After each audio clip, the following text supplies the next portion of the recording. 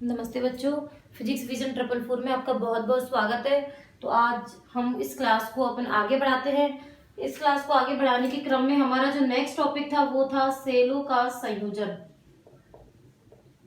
ठीक है, जैसा कि मैंने आपको प्रीवियस में ही इसके बारे में बता दिया था कि सेलों का संयोजन हमें करना है। सेलों का संयोजन दो प्रकार का होता है। पहला है श्रेणी क्रम संयोजन, ये आप मेरे साथ लिख भी सकते हैं, श्रेणी क्रम संयोजन। और सेकंड है समांतर क्रम संयोजन।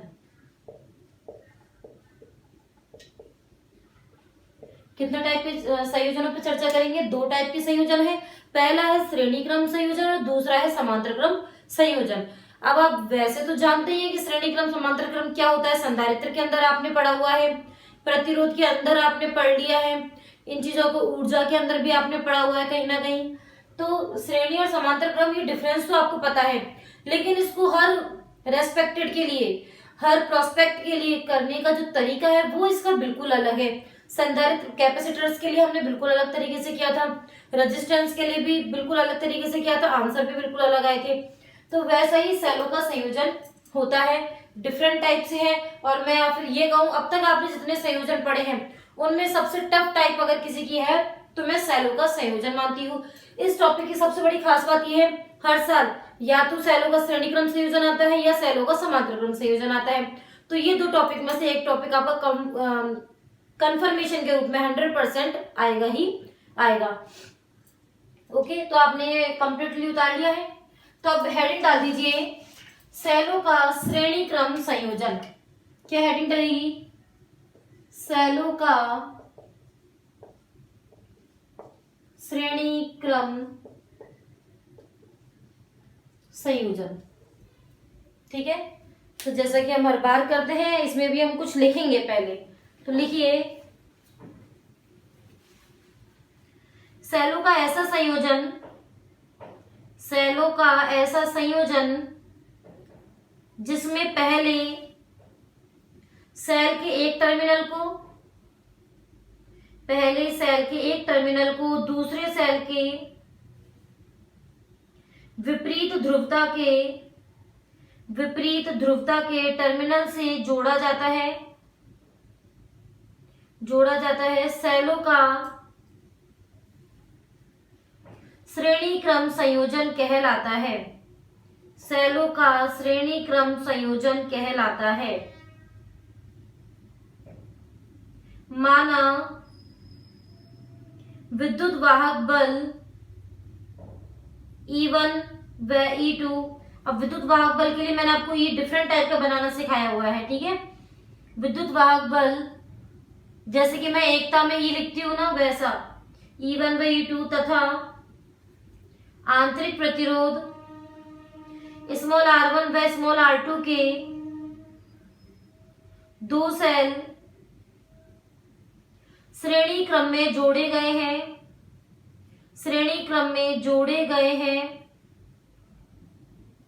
सेल संयोजन के अंत्य सिरे बाह्य प्रतिरोध कैपिटल R से जोड़े गए हैं। देखिए किस टाइप से होता है। जो एक सेल होता है ना, वो एक बैटरी और एक प्रतिरोध, तो ये E1 और ये E2 दो सेल दिए हुए हैं। ये है स्मॉल r1 और ये है स्मॉल r2। करंट ऐसे फ्लो होगा। और जो इनके अंत सिरे हैं A और ये B, ये कैपिटल R से कनेक्टेड है। ठीक है, तो ये डायग्राम बना लीजिए आप। धारा कौन सी प्रवाहित कराएंगे?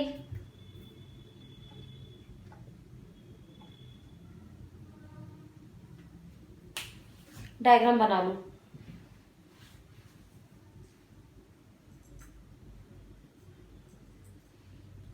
थोड़ा इस बात का भी ध्यान रखना कि ये A पॉइंट है, ये जो है सेकंड B है और ये है C, जिससे कि क्या ये दोनों सेल अलग अलग हम दिखा सके।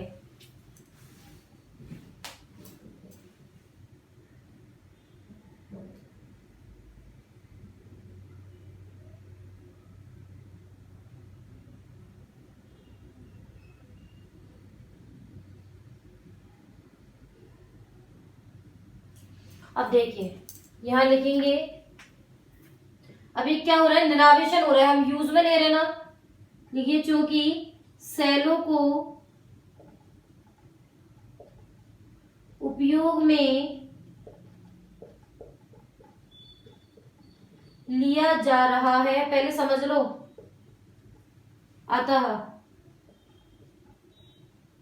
प्रथम सेल के लिए, प्रथम सेल के लिए टर्मिनल वोल्टता V1 is equal to E1 minus IR1, equation number first. Okay, फिर लिखोगे द्वितीय सेल के लिए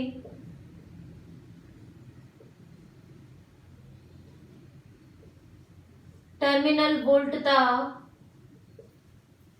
V2 is equal to E2 minus IR2, समीकरण नंबर 2। फिर लिखोगे कुल वोल्टता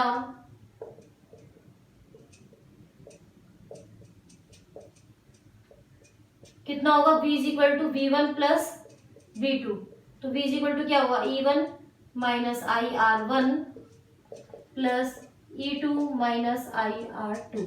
अब यहाँ ध्यान रखें, हम E1 प्लस E2 इसको तो साथ में कर दिया माइनस I, और यहाँ हो गया R1 प्लस R2।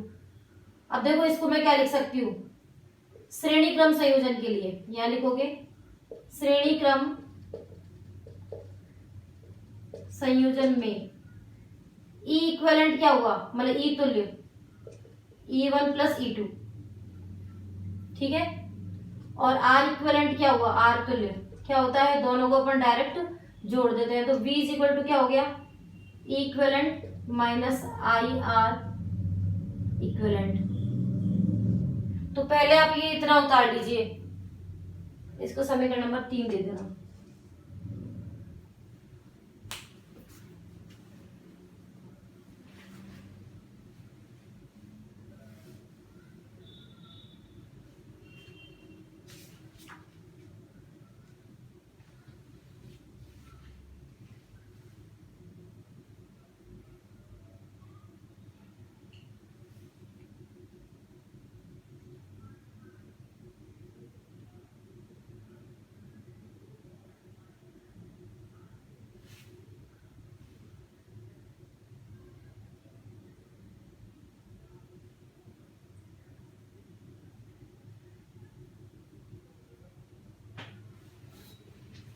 फिर यहां लिखेंगे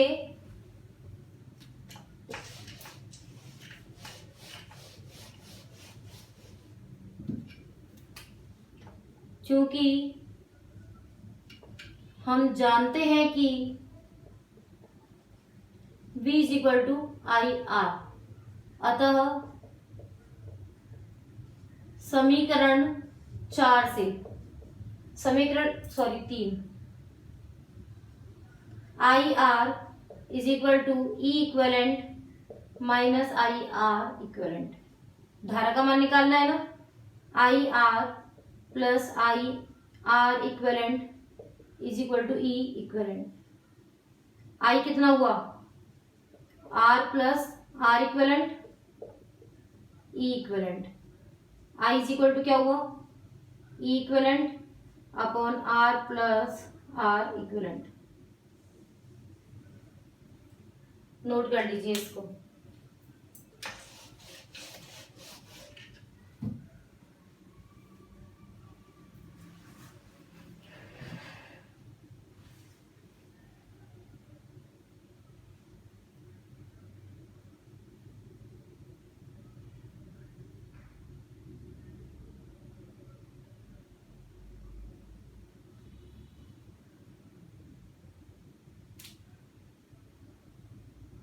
लिखो यदि स्मॉल n समान सेल, यदि स्मॉल n समान सेल श्रेणी क्रम में जुड़े हुए हों तब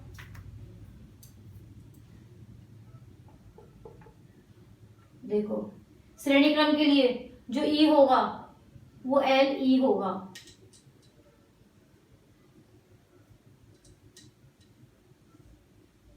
R प्लस एन आर, ये होगा, ये उतार लीजिए फॉर्मूला। ठीक है, हेडिंग डालिए सेलों का समांतर क्रम संयोजन, ये हो गया कंप्लीट आपका। ठीक है, अगली हेडिंग है सेलों का समांतर क्रम संयोजन।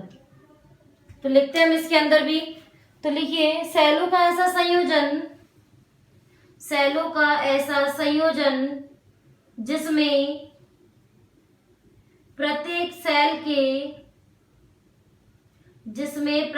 सेल के एक जैसी ध्रुवता के टर्मिनल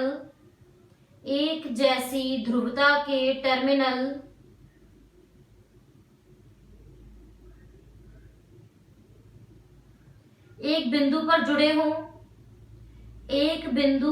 जुड़े हों तथा जुड़े हों, उसे सेलों का समांतर क्रम संयोजन कहते हैं।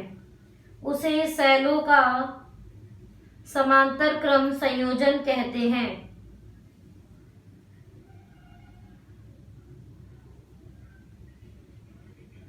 पैराग्राफ चेंज करके लिखिए, दो सेलों जिनके विद्युत वाहक बल क्रमशः है E1 व E2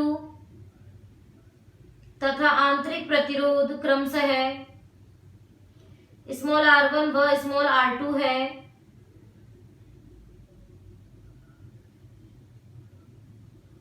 को समांतर क्रम में जोड़ा गया है। देखो कैसे, ये पहला सेल, ये दूसरा सेल, इनके जो एक जैसे पॉइंट थे उन्हें एक साथ जोड़ दिया।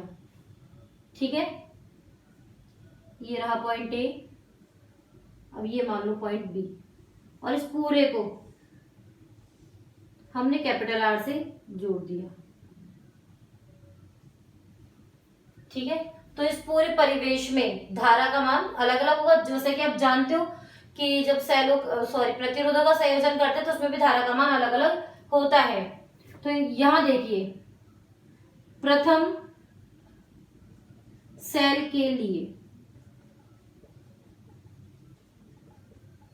V is equal to E1 minus I1 R1, V is equal to E1 minus I1 R1, क्योंकि विभव इसके अंदर समान रहता है और पहले वाले में जो श्रेणी क्रम था उसके अंदर धारा का मान समान रहता था। यहां से I1 निकालिए आप, I1 कितना होगा देखो, I1 R1 is equal to E1 minus V, तो I1 कितना हो गया, E1 minus V upon R1, समीकरण नंबर 2। फिर इसी प्रकार द्वितीय सेल के लिए देखो क्या हो जाएगा, I2 is equal to E2 minus V upon R2। ठीक है, अतः कुल धारा I is equal to I1 plus I2, I is equal to E1 minus V upon R1 plus E2 minus V upon R2।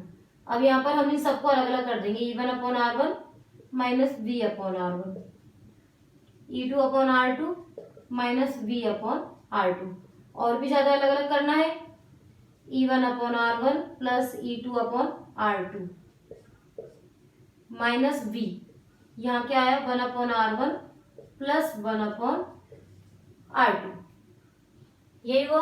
अब इसको एक बार solve करो, solve करना है ना, तो पहले ये उतार लो पूरा, अभी कंप्लीट नहीं हुआ है, इसे नोट कर लो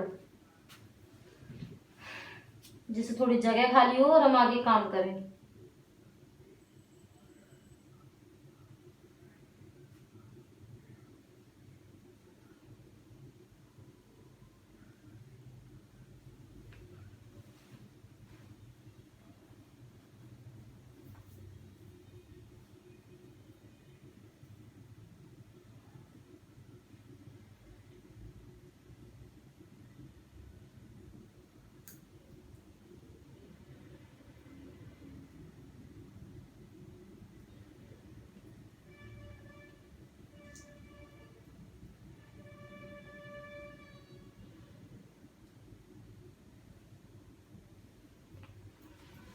देखिए अब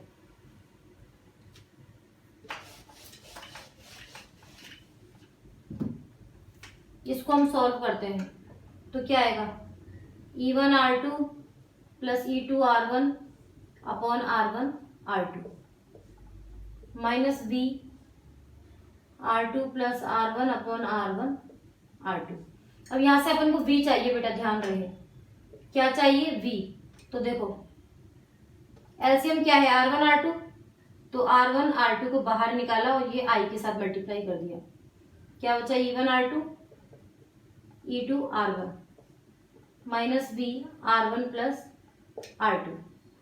ठीक है, अब R1 प्लस R2 को डिवाइड कर दो क्योंकि V अलग करना है ना इसलिए, तो I R1 R2 upon R1 plus R2 is equal to E1 R2 plus E2 R1 upon R1 plus R2 minus V। तो V कितना आ गया, E1 R2 plus E2 R1 upon R1 plus R2 minus I R1 R2 R1 plus R2। अब यहां ध्यान रखना है समांतर क्रम के लिए, समांतर क्रम संयोजन के लिए इक्विवेलेंट जो होता है ना वो ये होता है, E1 R2 plus E2 R1 upon R1 plus R2।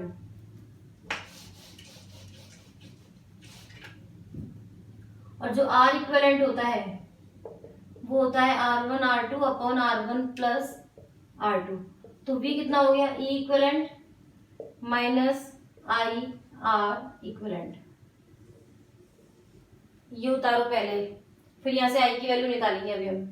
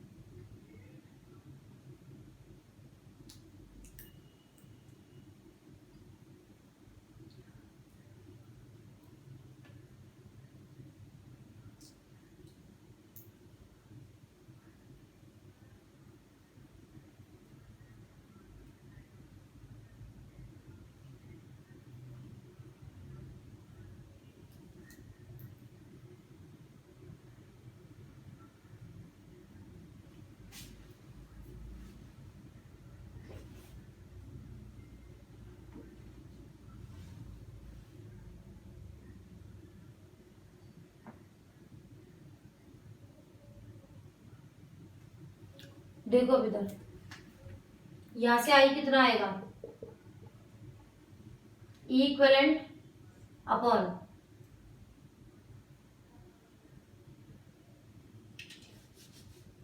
ये कितना होता है I R।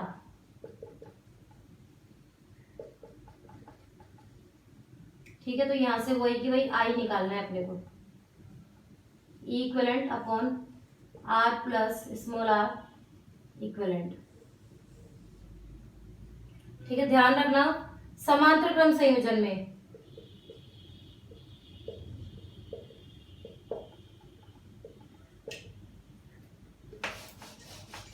पहले इसको उतार लो कंप्लीटली।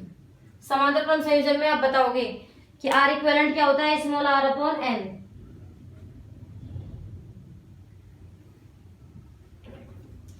समांतर क्रम संयोजन में यदि n समान सेल जुड़े हों तो E इक्विवेलेंट तो होता है E के बराबर और R इक्विवेलेंट होता है R अपॉन n के बराबर। ठीक है,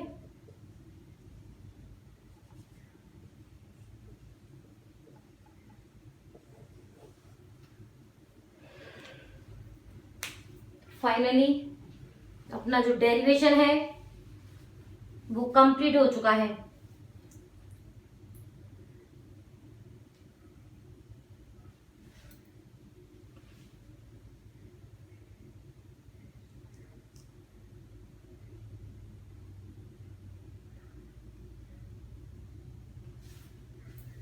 अब ये एग्जाम्पल कराने से पहले मैं आपको थ्योरी लिखा देती हूँ, ठीक है।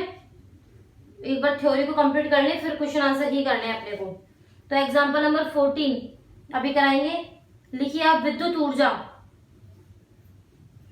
विद्युत ऊर्जा अब तो बहुत छोटा सा टॉपिक है। किसी निश्चित समय में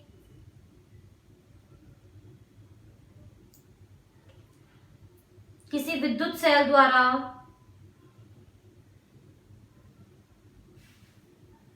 विद्युत परिपथ में धारा प्रवाह के लिए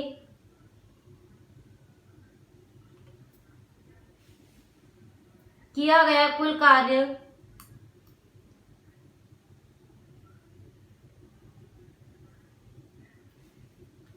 अर्थात परिपथ को दी गई कुल ऊर्जा विद्युत ऊर्जा कहलाती है।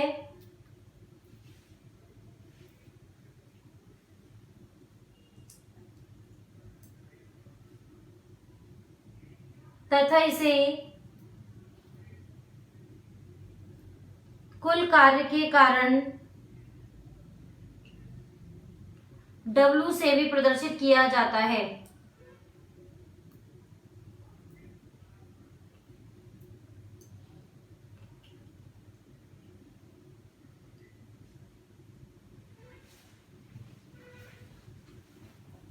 देखिए इनके तो फॉर्मूले ध्यान रखना, डेफिनेशन तो पूछी नहीं जाती है। W is equal to Q B, Q is equal to I T होता है, तो W इज इक्वल टू क्या हो गया आई बी टी, और चूंकि V इज इक्वल टू क्या होता है आई आर, अतः W इज इक्वल टू क्या हो गया आई स्क्वायर आर टी। यहां भी वही सेम चीज V आई आर, तो ये जो रिलेशन है ये I और R में है।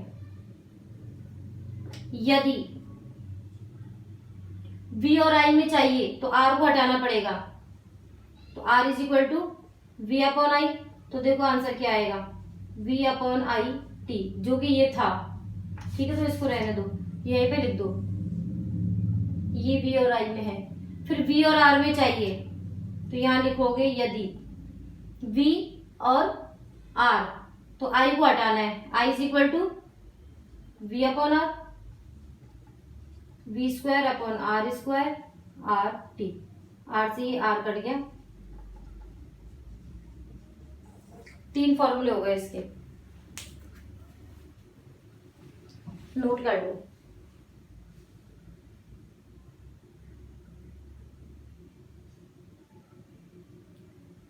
लिखिए विद्युत ऊर्जा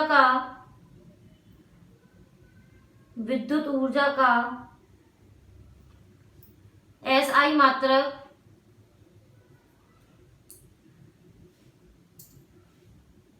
जूल है।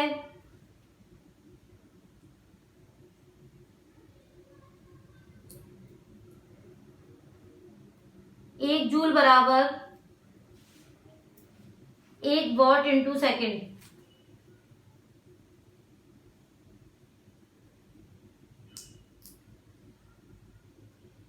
नोट डालिए,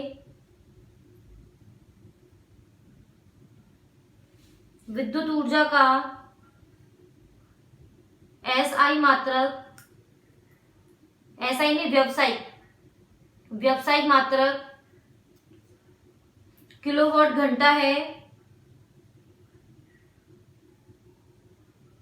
इसे बोर्ड ऑफ ट्रेड यूनिट भी कहा जाता है।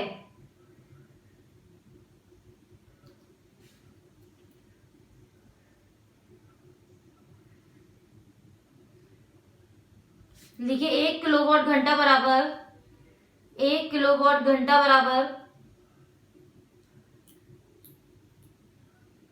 3.6 गुणा 10 की पावर 6, 3.6 गुणा 10 की पावर 6 वॉट इंटू सेकेंड या जूल। हेडिंग डाल दीजिए ऊष्मा की तुल्यता।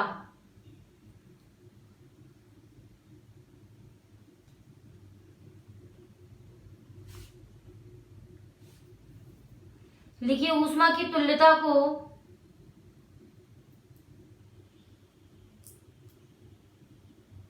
H से व्यक्त करते हैं, कैपिटल H, तथा कैपिटल H बराबर W अपॉन जे। W अपॉन जे। अब ध्यान रह जाएगा ना कि W के तो 3 फॉर्मूले हैं आपके पास, VIT, I square RT, V square upon RT। ठीक है, फिर लिखिए यहां H उत्पन्न ऊष्मा है तथा J ऊष्मा का यांत्रिक तुल्यांक है।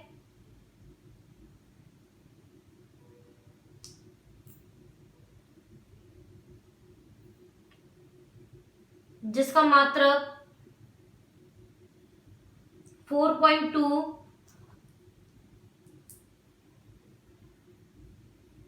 जूल पर कैलोरी होता है।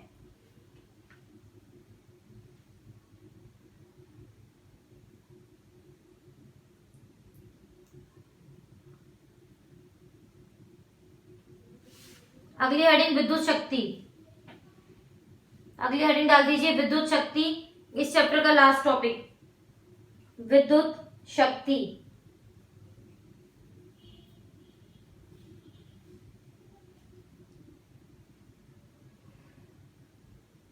एकांक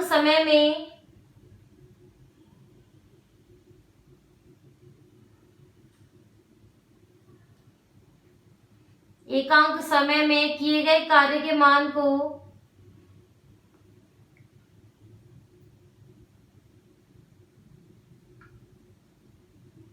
विद्युत शक्ति कहते हैं। अभी आराम आराम से लिखवा रहे हैं, आपको लग रहा होगा ना, क्योंकि बस अभी खत्म ही होने वाला है चैप्टर 15-20 मिनट में। तथा इसे P से व्यक्त किया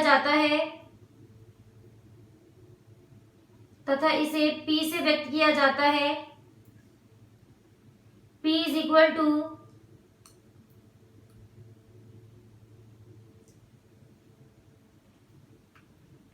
W अपॉन टी। दो बेटा, P इज इक्वल टू क्या होता है, W अपॉन टी। अब जितने भी फॉर्मूले हैं ये यहां पर लगाओ, कितना आ रहा है VI, पहला फॉर्मूला ये लगाओगे तो P इज इक्वल टू क्या होगा, I स्क्वायर R। ये वाला लगाओगे P is equal to V square T upon R into T. कितना है, P is equal to V square upon R। तीनों फॉर्मूले लिख लो।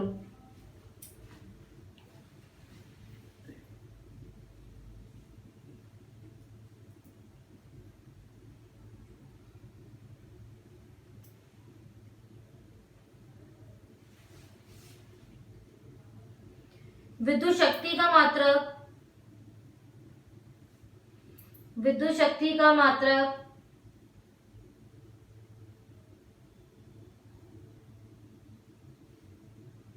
ऐसा ही मात्रक है ना, वॉट होता है, WATT वॉट होता है। लिखिए विद्युत शक्ति मापन के लिए अन्य प्रचलित मात्रक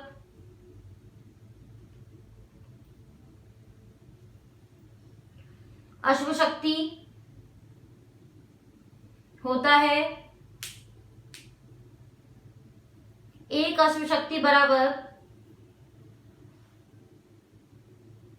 746 वॉट। 746 वॉट। अब हम आ जाते हैं एग्जाम्पल नंबर 14 के ऊपर।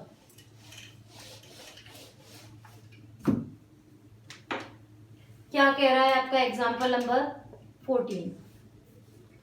चित्र में दो आदर्श बैटरियों को दो प्रतिरोधों के साथ श्रेणी क्रम में जोड़ा गया है। परिपथ में बहने वाली विद्युत धारा का मान ज्ञात कीजिए। तो आपको दो दिए हुए हैं ये, ठीक है, ये इसका प्रतिरोध और ये इसका प्रतिरोध। तो विद्युत धारा का मान ज्ञात करना है। तो कैसे ज्ञात करोगे? आपको दिया हुआ है इक्विवेलेंट बराबर E1 माइनस E2। रीजन क्या है E1 माइनस E2 करने का? रीजन ये है दोनों बैटरी अपोजिट डायरेक्शन में लगी हुई है। एक बैटरी इस टाइप से लगी हुई है तो दूसरी बैटरी इस टाइप से लगी हुई है, ठीक है। इसलिए ये 9 वोल्ट की है, ये है 6 वोल्ट की और ये है 2 एम्पियर। यहाँ प्रतिरोध है 4 एम्पियर, यहाँ कोई प्रतिरोध नहीं है। तो माइनस प्लस प्लस माइनस, तो जो ई इक्विवेलेंट होगा वो तो E1 माइनस E2 होगा ही। 9 माइनस 6 3 वोल्ट। अपोजिट डायरेक्शन की वजह से यहाँ तो 3 वोल्ट निकल गया। और कुल प्रतिरोध जो आप आर इक्विवेलेंट निकालते हो वो तो ये दोनों जुड़ेंगे ना श्रेणी में, है तो R1 प्लस R2। अब इनकी तो डायरेक्शन पे डिपेंड करते ही नहीं है, ठीक है। तो E आ गया आपके पास, R आ गया। तो विद्युत धारा कैसे निकलेगी? कैसे निकालते हैं? I is equal to E equivalent upon R plus R equivalent. ये R को दिया हुआ है नहीं, तो 3 वोल्ट और 6 ओम 0.5 एम्पियर हो गया भाई। ये एग्जाम्पल नंबर 15 पे देखिए, ये इससे भी सरल है, इसको नोट करो पहले।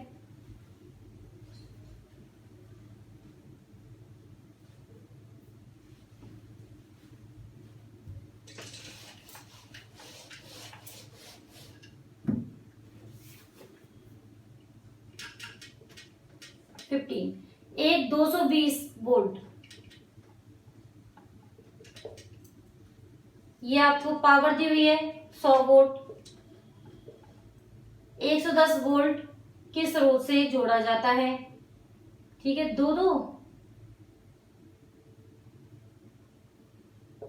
एक और वोल्ट दिया हो तो इसको V' लिख लो 110। तो बल्ब द्वारा शक्ति ज्ञात करो, P ज्ञात करना है। तो हम क्या करें, पहले ये, ठीक है, यहां से हम क्या करेंगे, P इज इक्वल टू क्या होता है V स्क्वायर अपॉन R। यहां से हम प्रतिरोध ज्ञात करेंगे। R इज इक्वल टू क्या होगा V square upon P। V कितना है 220 गुणा 220, P कितना है 100, 484 ओम। मेरे हिसाब से यही होता है, बिल्कुल 484 ओम होता है, ठीक है। तो P डैश पूछा है इसने, P डैश कितना होगा V स्क्वायर अपॉन R कर लू मैं, V dash square upon R, क्योंकि V डैश स्क्वायर दिया हुआ है 110 और ये कितना है 484। निकाल लो यहां से सॉल्व करके, कितना आ रहा है आंसर 25 वॉट। मैंने डायरेक्ट लिख दिया है, आप इसको सॉल्व करके लिख लो।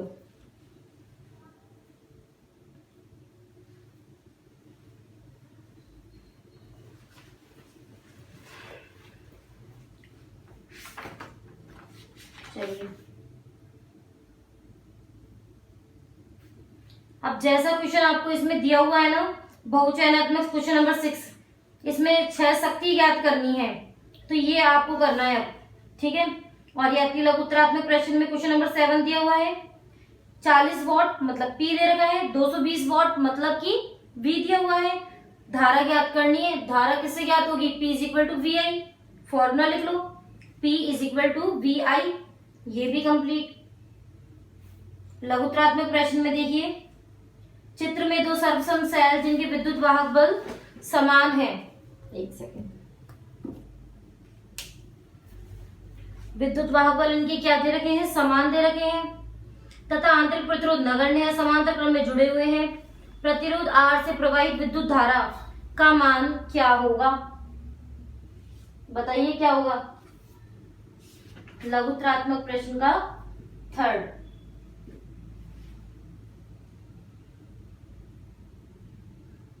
ये ऊपर दिया हुआ है डायग्राम, शायद इसका है ना, ये जो डायग्राम है ना ये इसी का ही है। तो लिख दो ना कि जो करंट है किसके बराबर हो जाएगी, प्रवाहित धारा के बराबर हो जाएगी। लिख दीजिए इसके अंदर कि धारा का मान परिवर्तित नहीं होगा। क्वेश्चन नंबर 4, सेल की टर्मिनल वोल्टेज विद्युत वाहक बल में अंतर लिखो। तो लिखो बंद परिपथ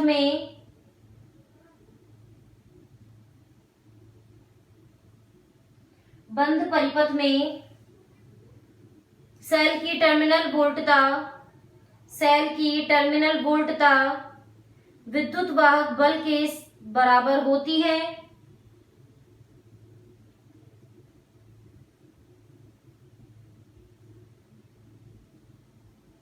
चलो एक सेकंड रुको, इसको दोबारा लिखो। इसका आंसर मैं दोबारा लिखा रही हूं कि बंद परिपथ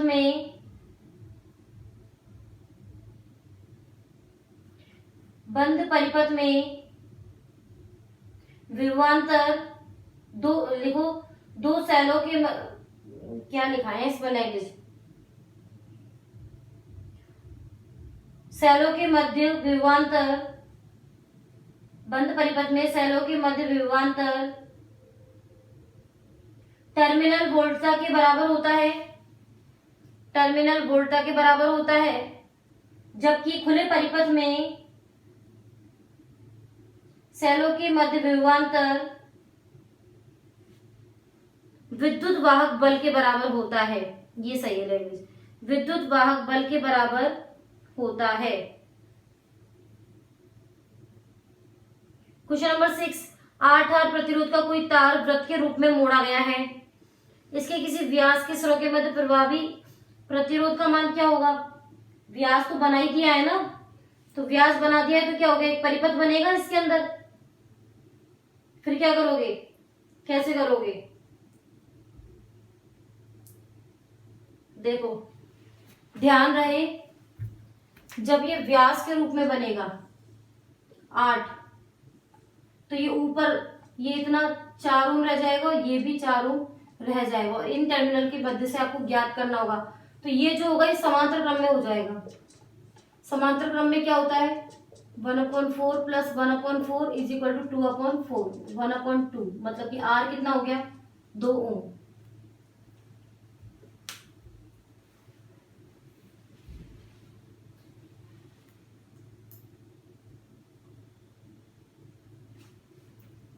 क्वेश्चन नंबर 8 है, क्या किसी सेल की प्लेटों के मध्य विभवांतर उसके विद्युत वाहक बल से अधिक हो सकता है।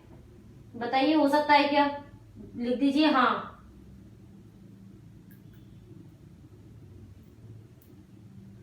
निबंधात्मक प्रश्न में 4th क्वेश्चन बच रहा था, हमने कंप्लीट करा दिया।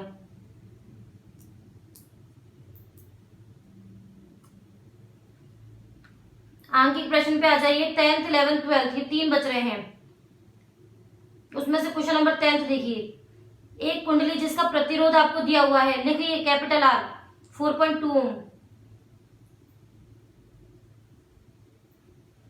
I इज इक्वल टू दी हुई है 2 एम्पियर की धारा, 10 मिनट टाइम दिया हुआ है, तो कितने कैलोरी ऊष्मा उत्पन्न होती है। H ही तो पूछा है, तो निकाल सकते हो ना। फॉर्मूला क्या होगा H के लिए, अरे बेटा अभी तो लिखवाया है आपको फॉर्मूला, बताइए इसका फॉर्मूला। तो चलो फॉर्मूला लिख लो, H बराबर I² RT अपॉन J। यहां J की जगह 4.2 लिख देना, ठीक है। क्वेश्चन नंबर 11th पढ़िए अब।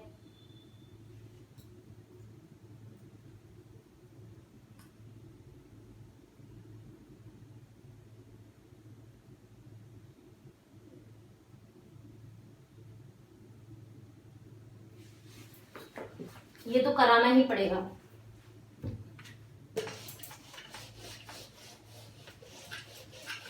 अच्छा क्वेश्चन है, देखो एक बेलनाकार नलिका की लंबाई L व आंतरिक बाह्य त्रिज्या क्रम से A व B है। यदि पदार्थ की प्रतिरोधकता का मान रो है, नलिका के सिरों के मध्य प्रतिरोध ज्ञात कीजिए। तो R इज इक्वल टू क्या होता है, rho into L upon A. A कितना हो जाएगा, rho into L upon R, equation number first. A क्या होगा, pi B square minus pi A square, समीकरण 1 व 2 से।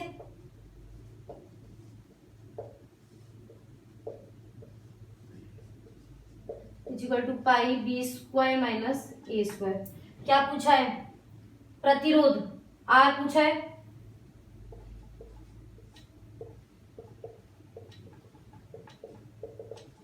यही है ना इसका आंसर, बिल्कुल नोट कर लो। इसको नोट करने के बाद 12th नंबर का क्वेश्चन पढ़ो ध्यान से।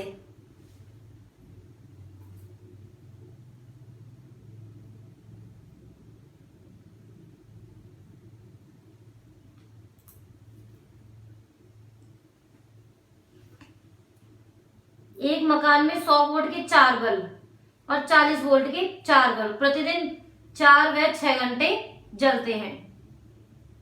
दो पंखे 60 वॉट के प्रतिदिन 8 घंटे चलते हैं। 30 दिन के एक माह के लिए विद्युत ऊर्जा के खर्च की गणना कीजिए। तो सबसे पहले तो हमको एनर्जी निकालनी पड़ेगी, इनकी शक्ति। ठीक है, P इज इक्वल टू क्या होता है? VI है ना। लेकिन यहाँ पर देखो 100 वोल्ट के 4 बल्ब मतलब 400 वॉट हो गया। 40 वॉट के 4 बल्ब मतलब कितना हो गया? कैसे निकालोगे?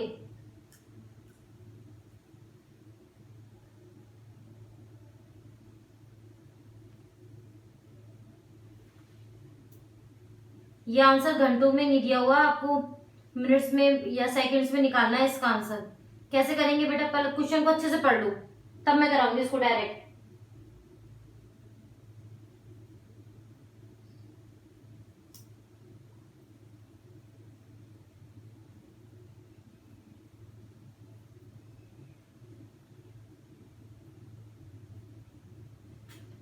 ठीक है, अब कराएं तो देखो।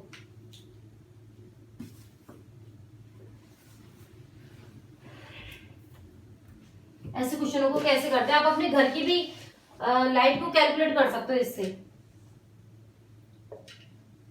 100 वॉट के 4 बल्ब तो P कितना हो गया? 100 गुणा 4, 400 वॉट। टाइम कितना हुआ? एक महीने के लिए 4 घंटे चल रहा है एक दिन में, तो 30 में हो गया 120। तो W इज इक्वल टू क्या हो गया? PT, यही होता है ना, अपॉन 1000। ठीक है, मतलब कि आप कैसे निकालेंगे इसको? 400 गुणा 120 अपॉन 1000। W1। W2 देखो 40 वॉट के 4 बल्ब, ठीक है, इंटू 6 घंटे चल रहे हैं, 6 गुणा 30, इसके लिए भी 1000। थर्ड, दो पंखे 60 वॉट के, 60 वॉट के दो पंखे 8 घंटे चल रहे हैं।